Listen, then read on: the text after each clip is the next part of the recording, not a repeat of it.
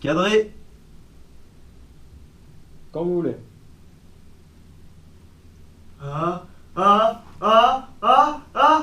Tcha.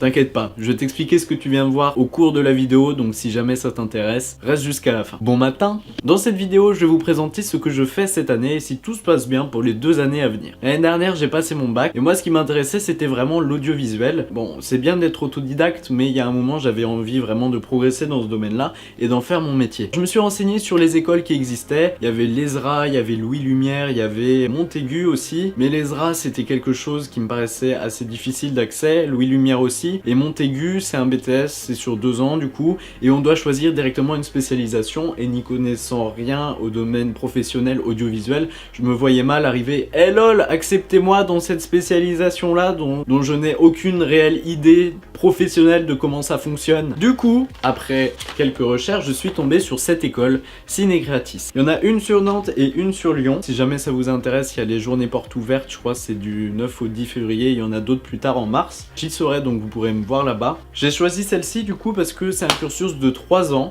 avec lequel on ressort avec un diplôme de concepteur-réalisateur audiovisuel. Pendant ces 3 ans, on a aussi bien du théorique que du pratique et aussi on voit à peu près toutes les branches professionnelles dans le cinéma avant de se spécialiser au milieu du cursus, c'est-à-dire au milieu de 2e année. Et là, on a le choix entre production, image et post-production et ça reste quand même assez large.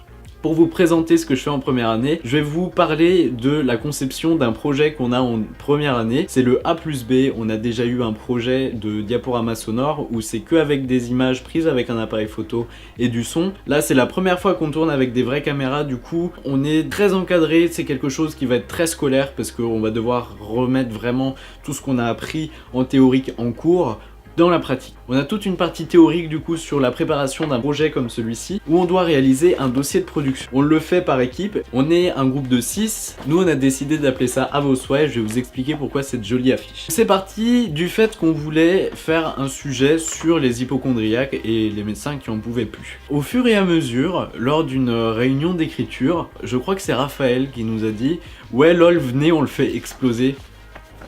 Petit à petit, on a appris à faire un dossier de production qui est encore très light comparé au vrai dossier de production professionnel pour plus tard. Dans ce dossier, on retrouve notamment le synopsis, le scénario, le storyboard, tous les schémas d'implantation de lumière et caméra. Et ce dossier-là, il nous aide à tenir un cap, que ça soit au niveau de la préparation, au niveau du tournage et de la post-production, jusqu'à avoir le film final. C'est ce qui permet de faire quelque chose de qualité.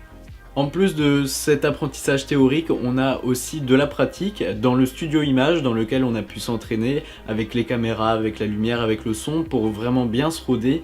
Et comme vous avez pu le voir dans ce joli début de vidéo, comme notre patient explose et qu'on ne peut pas montrer sa tête qui explose comme on n'a pas les moyens, on a décidé de filmer le médecin qui est en face de lui se recevoir du sang. Et du coup on a dû s'entraîner pour ça, je vous ai filmé quelques images. Bon les connards, vous pouvez vous mettre en place? Il est où ce perchman? Ce putain de perchman? Je suis devenu un lanceur de plexiglas. Donc dans l'esprit aujourd'hui c'est de faire des répétitions pour notre prochain projet. T'es beau, tu sais. T'es super beau mec. Toi aussi mec. Ça fait vraiment plaisir. Voici le bon sang. Je sens que ça va être... On va vous mettre votre ceinture. On va tirer une petite ceinture. Hop. La clé de rôle. Ah, vas-y, enroule-moi toutes les jusqu'à. Bon, j'espère que pour le test crash, je reste normal. Silence demandé s'il vous plaît. Moteur. Ça tourne. Action.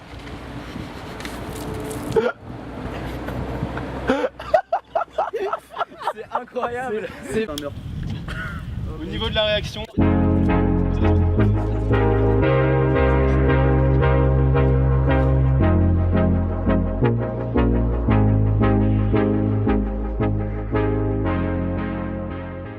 Une fois que tout ça est bien fait et respecté, il n'y a plus qu'à tourner. Ça a été notre premier vrai tournage dans des conditions professionnelles. Sur le tournage d'un long métrage, normalement par journée, on doit pouvoir utiliser 2 à 4 minutes pour le film. Et là, on avait 4 heures pour 1 minute filmée au final. Ça représentait un petit peu ce qui pouvait nous attendre pour plus tard et ça c'était très intéressant à mon avis. Arrive le jour J du tournage. Alors pour ça, il faut ramener tout un tas de matériel parce que c'est important d'être bien préparé, d'avoir tout ce dont on a besoin pour que le jour du tournage ça aille aille vraiment très très vite, comme ces 4 heures vous l'avez compris, il faut que ça fuse. Le jour du tournage, on est arrivé, on s'est installé, on s'est préparé, on a fait les mécaniques, on tourne le premier plan qui est un plan master qui est assez large pour découper toute l'action.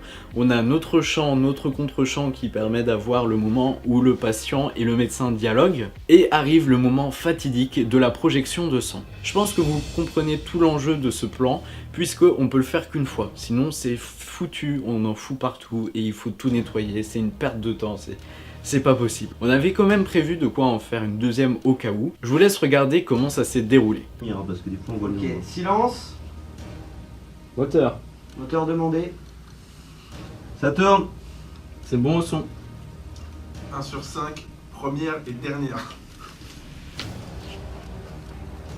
Cadré. Quand vous voulez.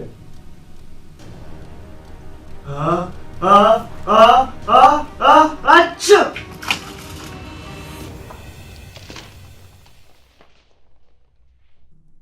Oh bah non.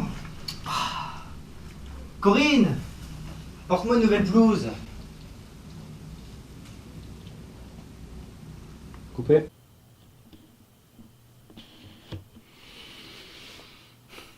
Grande tristesse. Oui, du coup comme je vous ai dit, il a fallu tout nettoyer, tout remettre en ordre. Et cette fois-ci, on n'avait plus le droit à l'erreur pour cette deuxième prise. On commençait à être en retard par rapport au planning qu'on s'était fixé. Et là, la pression commençait à monter vraiment dans l'équipe. Je vous laisse avec le deuxième. C'est bon pour toi, Kenzo? Ok, c'est bon. Nickel. Les gars, on souffle et on y va. Lance plateau. Moteur. Ça tourne. C'est bon pour le son.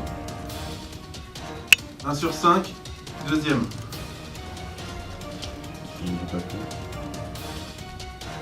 Cadré. Action.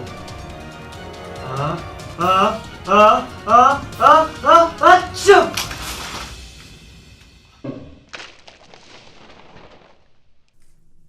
Ah non. Corinne, apporte-moi une nouvelle blouse. Coupé.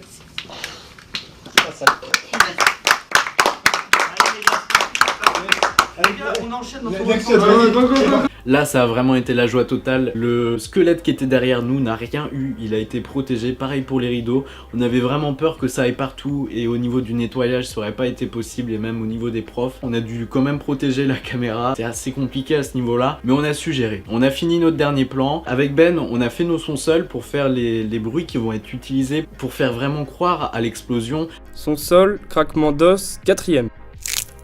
On range tout ça. On est dans les temps, on rend la salle à l'heure, on a réussi à tout nettoyer, faire en sorte que ça se passe bien, on est super content, on a des bons retours des profs, ça c'est cool. Maintenant vient 2 nouvelles étapes. La première, c'est le montage qui se passe sur une journée, plus 2 heures de mixage. Dernière étape, le jury. On présente notre projet devant un groupe au moins de 6 professeurs et c'est là qu'on est noté sur ce projet. Ça correspond à une note qui est quand même assez importante, qui est autre que celle qu'on a par rapport au cours et par rapport au partiel. Voilà, j'espère que je vous aurai éclairé sur ce que je fais cette année. Merci d'être resté jusqu'au bout. Si jamais vous avez des questions, que ça soit technique ou par rapport à des choses que j'ai pu aborder mais que j'ai pas pu vraiment développer, n'hésitez pas en commentaire, n'hésitez pas à lâcher un petit pouce bleu si vous êtes encore là. Bien évidemment, ça fait toujours plaisir. On se retrouve très bientôt pour de prochaines vidéos. C'était Théo, ciao!